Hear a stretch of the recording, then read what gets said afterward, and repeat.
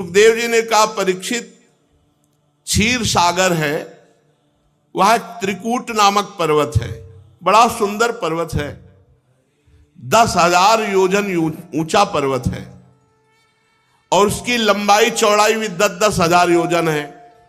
बहुत होता है 10,000 योजन।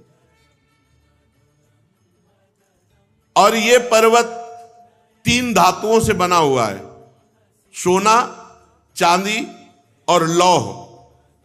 10,000 योजन चौड़ा, 10,000 योजन लंबा, और सोने, चांदी और लोहे से पूरा पर्वत। दिशाओं में जगमगाता रहता है, ऐसे शिखर है। और रत्न धातु ये तो बिखरी पड़ी है, रतन।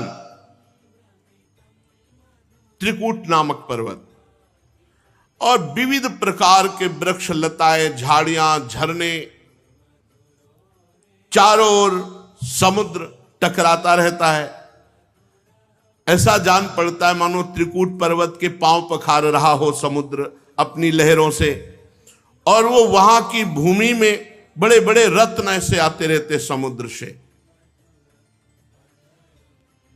वहां बड़ी बड़ी कंदराएं हैं जिसमें बड़े बड़े सिद्ध, विद्याधर, नाग, किन्नर, अप्सराएं आदि विहार करते हैं। संगीत की ध्वनि गुफाओं से प्रतिध्वनित होती रहती है। बड़े बड़े गर्वीले सिंह रहते हैं। पर्वत की तलहटी पर बहुत से जंगली जानवरों का झुंड, देवताओं को भी मोहित कर लेने वाला त्रिकूट पर्वत। वहां सरोवर, जल, बड़ा निर्मल, मणिमयी भूमि, मणियों से जटित। देवांगनाएं वहां विहार करती, वहां मनुष्य नहीं जा सकते। पर्वतराज त्रिकूट में ही भगवान लोकपाल वरुण का एक उद्यान है, उसका नाम ऋतुमान है। वहां सिद्ध और देवता लोग ही प्रवेश कर सकते हैं। ऐसे दिव्य शोभायमान वृक्ष,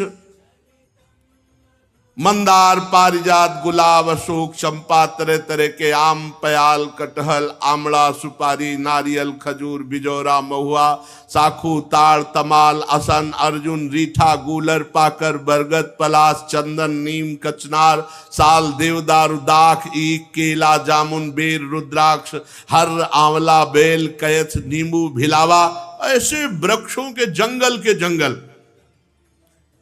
और एक बहुत बड़ा सरोवर अथाह, उसमें बड़े सुंदर सुंदर कमल खिले हुए, कुमुद, उत्पल, कल्हार, सतदल आदि कमलों की अनूठी छटा छिटक रही थी। हंस, कारंडो, चक्रवाक, सारस, दल के दल, पंडुब्बी, बतख, पपीहा कूंज रहे, और रंग बिरंगी मछलियां, कछुए उसमें घूम रहे। पुष्पों का पराग झड़ करके बड़ा सुगंधित मीठा जल हो गया था। कदम्ब, बेत, नरकुल, कदम्ब लता, बेन आदि वृक्षों से घिरा हुआ विशाल सरोवर। कुंद, करवक, अशोक, शिरस, वनमालिका, लिसौड़ा, हर सिंगार, सोन जूही, नाग, पुन्नाग जाति, मल्लिका, सतपत्र, माधवी, मोगरा, ये चारों तरफ से उस विशाल सरोवर के आसपास सुगंधित लताएं, वृक्ष। उस पर्वत में बहुत सी हाथिनियों का स्वामी एक गजेंद्र रहता था। वो बड़ा शक्तिशाली, 10,000 हाथियों का बल रखने वाला खुद था, सरदार सब हाथियों का।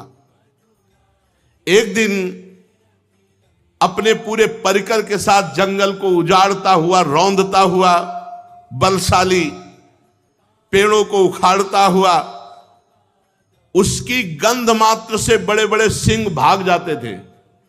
गजराज गजेंद्र की गैड़े, बाघ, हाथी, सिंह, ये सब उससे देखकर डरते थे गजेंद्र से। जो छोटे छोटे पशु पक्षी थे वो बहुत आनंद पूर्वक वहां रहते थे, और जो बड़े बड़े वो सब डरते थे गजेंद्र से। हजारों हाथी हाथिनियां उसके साथ चलती थी।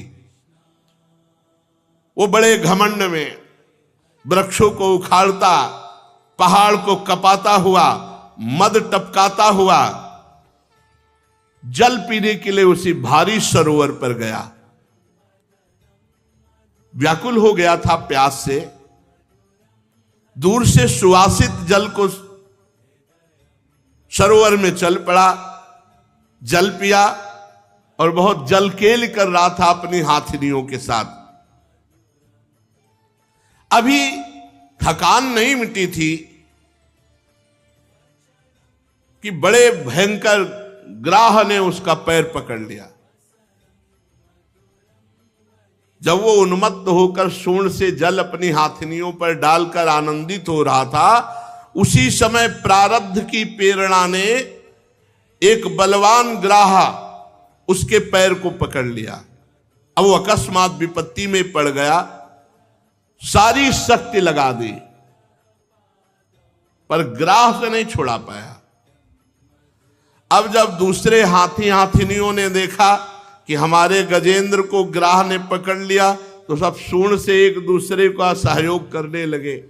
वो भी प्रयास व्यर्थ गया। अब जो दूसरे हाथिनियां थे, जब देखा कि अब ग्राह ने पकड़ लिया, बहुत समय हो गया, छूट नहीं रहे, तो सब चले गए। देख लो, संकट में कोई साथ नहीं देता। सब हाथिनियां चले गए। अब ग्राह ने मारा झटका और गजेंद्र को और अंदर खींचा। 1000 वर्ष तक ये खींचातानी चलती रही। 1000 वर्ष। कभी ग्राह गजेंद्र को जल में ले जाता, कभी गजेंद्र ग्राह को बाहर लाता। 10,000 हाथियों का बल रखने वाला गजेंद्र था। अंत में जलचर जीव बलवान निकला, क्योंकि वो तो जल में ही है। और गजेंद्र का शरीर थक गया, शिथिल हो गया, उत्साह भी क्षीण हो गया। और ग्राह ठहरा जलचर जीव, उसका उत्साह और बल दोनों बढ़ा और बड़े जोर से गजेंद्र को खींच कर अंदर ले गया। अब देहाभिमानी गजेंद्र देखा कि कोई साथी नहीं, पीछे मुड़ के देखा कोई हाथिनियां कोई नहीं। बहुत देर तक वो विकल हो गया कि अब मेरे प्राण निकल जाएंगे, ये ग्राह विधाता की फांसी है, इसमें फंसकर मैं मरूंगा। अब अगर कोई बचा सकता है तो देखो, गजेंद्र के हृदय में पूर्व में भजन हुआ था राजा इंद्रद्युम्न के रूप में, आगे चरित्र आएगा। तो याद आ गई भगवान की कि अगर कोई मुझे बचा सकता है तो भगवान हरि बचा सकते हैं। भयभीत होकर उसने आर्त भाव में भगवान को पुकारा। उसको विश्वास था कि भगवान मुझे अवश्य बचा लेंगे। अहंकार का बीमार गजेंद्र जब ग्राह रूपी रोग ने पकड़ा, पूरा उपाय कर लिया। 1000 वर्ष तक उपाय ही उपाय। हाथिनियां सब प्रयास किए, अपना बल लगा लिया। विधाता की मानो फांसी, ग्राह ने पैर नहीं छोड़ा। 1000 वर्ष तक खींचातानी चलती रही। हाथी थल में बलवान होता है और ग्राह जल में बलवान होता है। यहां तक घसीट ले गया, हार चुका, शिथिल हो गया गजेंद्र। अहंकार का रोग उतरा। ये बहुत विचित्र होता है। हम तुम तो मां के गर्भ से पैदा हुए हैं, द्रौपदी जी यज्ञ कुंड से पैदा हुई है, दिव्य हैं। लेकिन महल में जब केस पकड़ के दुशासन ने घसीटा तो द्रौपदी जी को यह बल था कि 5 पांडव, भीष्म जैसे धर्मात्मा, बल रहता है, कोई है, अपना कोई है। आखिरी में जब देखा द्रौपदी जी ने पूरा इतना सब होने के बाद कि कोई मेरा नहीं, तब पुकारा। 1000 वर्ष गजेंद्र के बीतते नहीं, मिनट में हरि बचा लेते। लेकिन ये अहंकार का रोग, ये अहमता ममता, ये नष्ट नहीं होती। अहम मम, मेरा कोई है, मैं कुछ कर सकता हूं। अहम मम ये भगवान से जुड़ने नहीं देता। एक अहमता ममता ये जग में है दुख जाई, ये जब श्री जी की ओर लगे तो होत परम सुखदाई। बड़े ये दलित दुर है, अहमता ममता भगवान से विमुख करती रहती है। जब गजेंद्र ने देखा कि अब एक झटके में मैं डूब जाऊंगा, तो उसको पूर्व जन्म में जो स्तोत्र जप करता था उसकी याद आ गई। उसने विचार किया कि अगर बचा सकते हैं तो केवल हरि बचा सकते हैं। ओम नमो भगवते तस्मै यत् एतच्चिदात्मकं पुरुषायादि बीजाय परेशायाभि धीमहि यस्मिन्निदं यतश्चेदं एनेदं या इदं स्वयं योस्मात् परस्माच् परस्तम प्रपद्ये स्वयं भुवम। जो जगत के मूल कारण है, सबके हृदय में पुरुष रूप से विराजमान है, समस्त जगत के एकमात्र स्वामी हैं, जिसके कारण संसार में चेतना का विस्तार हो रहा है, उनमें प्रणव स्वरूप ओंकार स्वरूप भगवान को नमस्कार करता हूं, प्रेम से उनका स्मरण करता हूं। ये संसार यस्मिन् निदम यतश्चेदम येनेदम या इदम स्वयं, आहा, स्वयं भगवान ये संसार बने हुए है, स्वयं भगवान। बस यही बात समझनी, भगवान में स्थित है, भगवान ही व्याप्त हैं, भगवान ही संसार रूप बने हुए हैं। ये सब होने पर भी इस माया से सर्वथा परे हैं। स्वयं प्रकाश, स्वयं सिद्ध, ऐसे सत्तात्मक भगवान श्री हरि की मैं शरण लेता हूं। यह स्वात्मनीदम निज माययार्पितम क्वचित विभातम क्वच तत्तिरोहितम अविद्ध दृक्साक्षुभयम तदीक्षते सा आत्ममूलो वतुमाम परात्परः। ये विश्व प्रपंच उन्हीं की माया से उनमें अध्यस्त है। ये कभी प्रतीत होता है और प्रलय हो जाने पर ये कभी प्रतीत नहीं होता, परंतु वो एक रस रहते हैं। सृष्टि रहने पर भी और सृष्टि का प्रलय हो जाने पर भी वो इसके साक्षी हैं, वो दोनों को देखते रहते हैं, सबके मूल हैं और अपने भी मूल वही है, उनका कोई दूसरा मूल नहीं है। वे समस्त कार्य और कारणों से अतीत प्रभु मेरी रक्षा करें। प्रलय के समय लोकपाल और इन सब के कारण संपूर्ण रूप से नष्ट हो जाते हैं। उस समय केवल अत्यंत घना गहरा अंधकार रहता है, परंतु अनंत परमात्मा उससे सर्वथा परे विराजमान रहते हैं। वे ही प्रभु मेरी रक्षा करें। भगवान की लीलाओं का रहस्य जानना बहुत कठिन है। वे नट की भांति अनेकों वेश धारण करते हैं। भगवान के स्वरूप को ना तो देवता जानते, ना ऋषि जानते, फिर दूसरा प्राणी कौन जान सकता है। जो वहां तक जा सके और उसका वर्णन कर सके, ऐसी किसी की सामर्थ्य नहीं। ऐसे मेरे प्रभु मेरी रक्षा करें। जिनके परम मंगलमय स्वरूप का दर्शन करने के लिए महात्मा गण संसार की समस्त आसक्तियों का परित्याग कर देते हैं और एकांत में अखंड भाव से ब्रह्मचर्य आदि अलौकिक व्रतों का पालन करते हुए अपने आत्मा को सबके हृदय में विराजमान देखकर स्वाभाविक ही सबकी भलाई करते हैं। वे मुनियों के सर्वस्व भगवान मेरे सहायक हैं, मेरी गति है।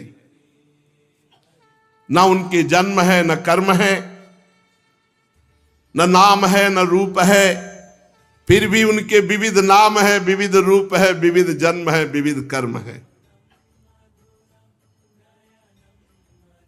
विश्व की सृष्टि और संहार करने के लिए समय समय पर वो अपनी माया को स्वीकार करते हैं।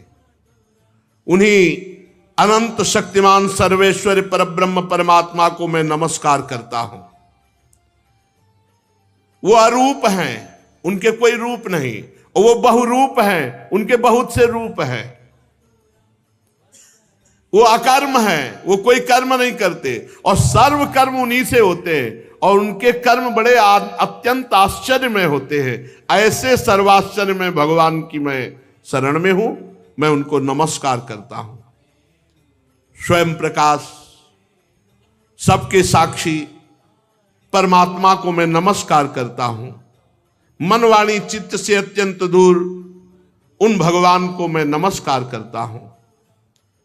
विवेकी पुरुष कर्म संन्यास अथवा कर्म समर्पण के द्वारा अपने अंतःकरण को शुद्ध करके जिन्हें प्राप्त करते हैं, स्वयं तो नित्य मुक्त परमानंद ज्ञान स्वरूप हो जाते हैं, वो दूसरों को भी भगवत प्राप्ति करा देते हैं।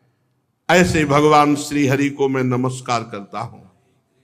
भगवान सतोगुण, रजोगुण, तमोगुण, इन तीन गुणों के धर्म को स्वीकार करके शांत, घोर और मूल अवस्था भी धारण करते हैं, और वो तीनों गुणों से परे भी रहते हैं। ऐसे भगवान को मैं नमस्कार करता हूं, बार बार नमस्कार करता हूं। हे प्रभु, आप सबके स्वामी हैं, समस्त क्षेत्रों के एकमात्र ज्ञाता, सर्व साक्षी हैं। हे सर्व साक्षी प्रभु, मैं नमस्कार करता हूं।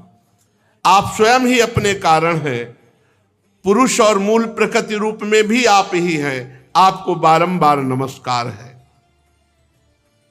आप समस्त इंद्रिय और उनके विषयों के दृष्टा हैं, समस्त प्रतीतियों के आधार हैं। अहंकार आदि छाया रूप असत वस्तुओं के द्वारा आपका ही अस्तित्व प्रकट होता है। प्रभु, समस्त वस्तुओं के रूप में आप भास रहे, गजब है। सब भगवान बने हुए, समस्त वस्तुओं के रूप में आप हैं। मैं आपको नमस्कार करता हूं। आप सबके मूल कारण हैं, आपका कोई कारण नहीं, तथा कारण ना होने पर भी आप में विकार या परिणाम नहीं होता, इसलिए आप अनोखे हैं। आपको मेरा बार बार नमस्कार है।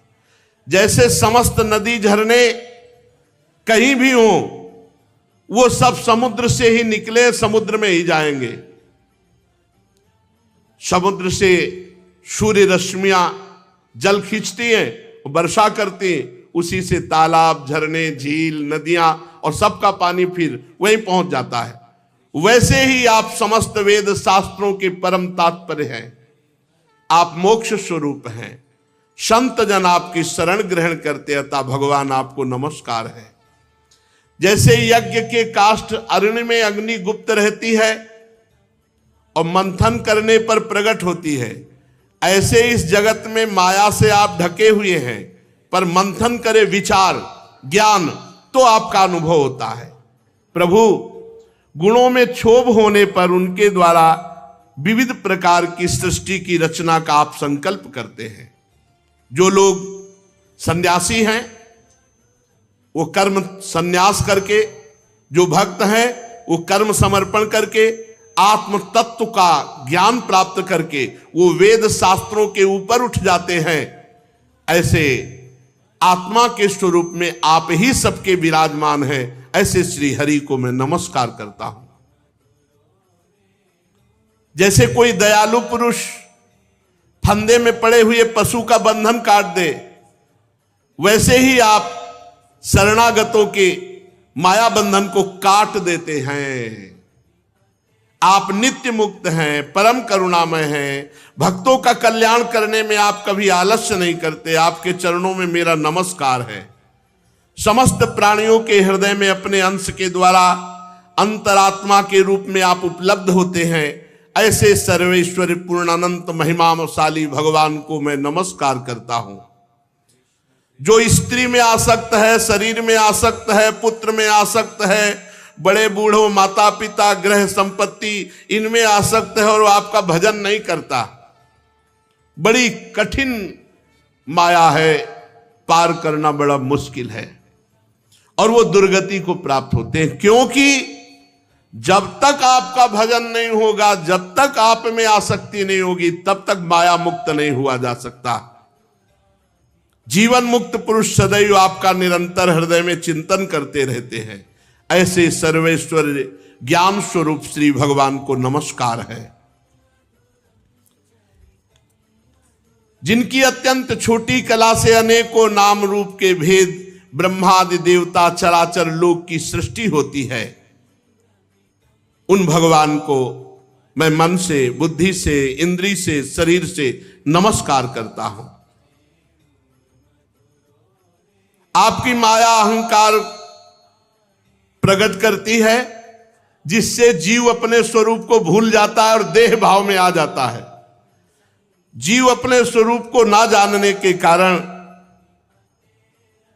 आप सर्वशक्तिमान महामाधुर्य में भगवान के सुख से वंचित रह जाता है। परीक्षित, गजेंद्र ने बड़ी ज्ञानमयी भगवान की स्तुति की। भिन्न भिन्न नाम रूपों में भगवान ही प्रकाशित है, पर गजेंद्र की स्तुति सुनकर के स्वयं भगवान दौड़ पड़े।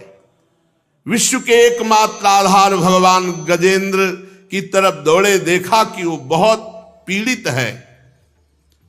वेदमय गरुड़ पर सवार होकर चक्रधारी भगवान बड़ी शीघ्रता से दौड़ पड़े। सरोवर के भीतर बलवान ग्राह ने गजेंद्र को पकड़ रखा था। गजेंद्र बस डूबने ही वाला था। उसने देखा कि आकाश में गरुड़ पर सवार, हाथ में सुदर्शन चक्र लिए हुए भगवान श्री हरि, उसने उस सरोवर से पुष्प सूर्ण में लिया और ऊपर उठाया और बड़े आर्त भाव से भगवान को पुकारा, हे हरि, हे नारायण, हे जगत गुरु, हे भगवान, आपको नमस्कार है। कूद पड़े भगवान, गरुड़ जी को छोड़ दिया और एक हाथ से पकड़ करके ग्राह और गजेंद्र दोनों को बाहर निकाला और सुदर्शन चक्र से ग्राह को परम पद दिया और गजेंद्र को भगवान दुलार किए। परीक्षित, ब्रह्मा शंकर आदि बड़े बड़े देवता भगवान श्री हरि के ऊपर पुष्पों की वर्षा करने लगे। सुदर्शन चक्र के स्पर्श से ग्राह को वो गति मिली जो बड़े बड़े ऋषि मुनि तपस्या करके चाह करते हैं। ग्राह तुरंत आश्चर्य में दिव्य शरीर धारण किया। ये हुहू नाम का श्रेष्ठ गंधर्व था। देवल ऋषि के शाप से उसको ये गति प्राप्त हुई थी। भगवान के प्रिय पार्षद सुदर्शन चक्र के स्पर्श से वो शाप मुक्त हो गया। सर्वेश्वर भगवान के चरणों में प्रणाम किया, जो ग्राह शरीर छोड़ करके दिव्य तेजों में गंधर्व। इसके बाद भगवान के सुयश का यश गान करते हुए अविनाशी भगवान की कृपा से वो मनोहर रूप धारण करके अंतर्धान हो गया। भगवान की कृपा से, सुदर्शन जी के स्पर्श से सारे पाप ताप उसके नष्ट हो गए थे। अब गजेंद्र भी भगवान का स्पर्श प्राप्त किया था, उसका भी अज्ञान बंधन नष्ट हो गया और वो आत्मस्वरूप का बोध प्राप्त, बोधवान महापुरुष। और वो उसी समय हाथी के शरीर को छोड़कर पीतांबरधारी चतुर्भुज श्याम शरीर भगवत पार्षद रूप गजेंद्र भी, ये गजेंद्र को भगवान की स्मृति कैसे आ गई? पशु स्वरूप में तो आना ही नहीं चाहिए। तो कह रहे हैं ये पूर्व जन्म में द्रविड़ देश का पांड्यवंशी राजा था, उसका नाम इंद्रद्युम्न था। वो भगवान का श्रेष्ठ उपासक, अत्यंत यशस्वी राजा था। अब जब भगवान में मन लगता है तो संसार के प्रति अरुचि होने लगती। तो राजपाट छोड़कर मलय पर्वत पर जाकर जटाएं बढ़ा ली और तपस्वी का वेश धारण करके मौन लेकर भगवान की आराधना करने लगा। लेकिन ये निषेध है। गृहस्थ धर्म में अपने आप जटा रखाना, अपने आप वेश धारण कर लेना यह निषिद्ध है। किसी गुरु, किसी महापुरुष, किसी आचार्य का अनुसरण करो, उनकी शरण में जाओ, उनकी आज्ञा के अनुसार ऐसा करो। मनमानी करना अपराध है। उसी समय अगस्त ऋषि अपनी शिष्य मंडली के साथ मलय पर्वत पर पहुंचे। तो राजा से पूछा, किसकी आज्ञा से जटा बढ़ा ली? अब वो ऐसे तपस्वी अपने को समझ लिए कि ना खड़े हुए, ना प्रणाम, ना कोई। यही उद्दंडता हुई। दो प्रकार की उद्दंडता।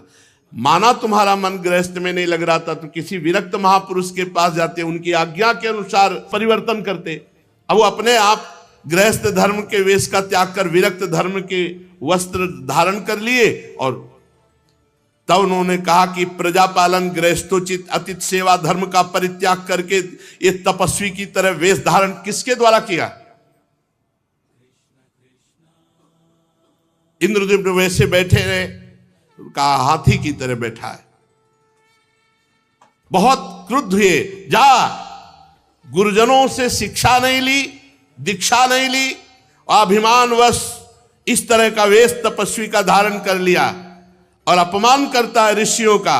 जा, जड़ बुद्धि, हाथी की योनि को प्राप्त हो। पर कैसे भी भगवान का सुमिरन किया जाए वो मंगल करता है। साप वरदान देने में समर्थ अगस्त ऋषि के साप से ये इंद्रद्युम्न हाथी की योनि को प्राप्त हुए। पर भगवान के नाम जप का ऐसा प्रभाव कि अगले जन्म में अंतिम समय में भगवान की याद आ गई, सब काम बन गया। हाथी की योनि में भगवान की स्मृति आ गई, बड़े सुंदर स्तोत्र का गायन किया और भगवान का साक्षात्कार हो गया और वो परम पद को चतुर्भुज रूप नारायण रूप होकर भगवान के धाम को गए। कुरुवंश शिरोमणि परीक्षित, मैंने भगवान श्री हरि की महिमा और गजेंद्र के उद्धार की एक कथा तुम्हें सुनाई। ये प्रसंग जो सुनेगा तो उसे यश, उन्नति और मनोकामनाएं उसकी पूर्ण होंगी। अगर कोई प्रातः काल पवित्र होकर इसका रोज पाठ करेगा तो उसके समस्त संकट निवृत्त हो जाएंगे। जो प्रातः काल इंद्रिय निग्रह पूर्वक एकाग्रचित से भगवान श्री हरि, गजेंद्र, सरोवर पर्वत, त्रिकूट पर्वत और कंदरा और यहाँ की जो लीलाएं, वृक्षादि, इनका स्मरण करेगा वो मेरे परम धाम को प्राप्त होगा। बड़ा मंगलमय प्रसंग है।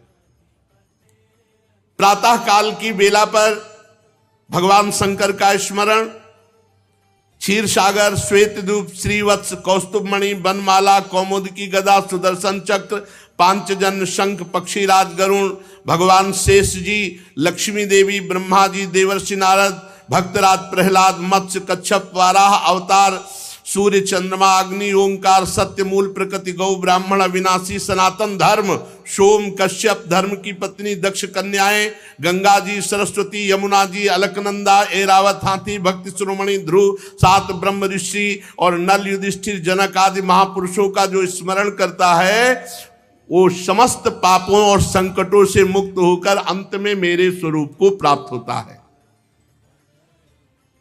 प्यारे परीक्षित, ये जो गजेंद्र मोक्ष की कथा है ब्रह्म मुहूर्त में यदि सुना जाए, जो आज जैसे सुनी गई, तो मृत्यु के समय उसे भगवान की याद आ जाएगी।